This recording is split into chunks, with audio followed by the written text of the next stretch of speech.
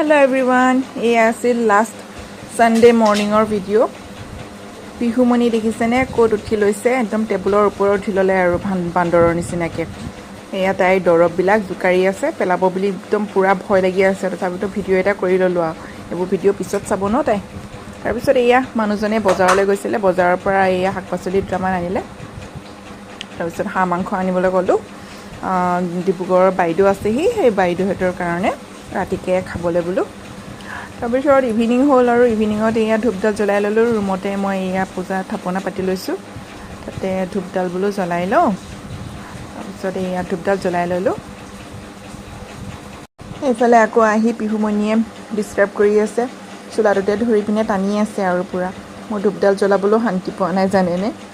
কেতিয়াবা এনেকুৱা হয় ন কিবা এটা কাম কৰিবলৈ ল'ম তাইহে আগবাঢ়ি আহে আৰু কামটো কৰিবলৈ সেই সেনেকুৱা হয় চব টাইমতে তাৰপিছত এয়া ধুনীয়াকৈ ধূপডাল জ্বলাই ল'লোঁ আৰু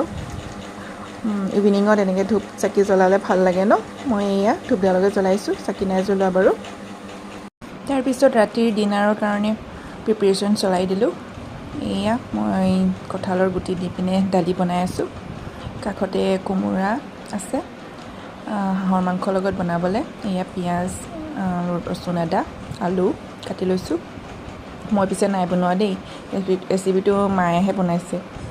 মই মানে কি বনাবলৈ অকণমান টান পাওঁ হাঁহ মাংসটো অলপ স্মেল এটা আছে যে সেই স্মেলটো ল'ব নোৱাৰোঁ তাৰপিছত সেইকাৰণে মাকে ক'লোঁ মই বোলো আপুনিয়ে বনাই দিয়ক এই তেওঁৱে বনাই দিলে মই ভাত দালি এইবিলাক বনাই দিলোঁ আৰু এইফালে ভাত এইফালে দালি হ'ল তাৰপিছত এইফালে মায়ে বনাই দিলে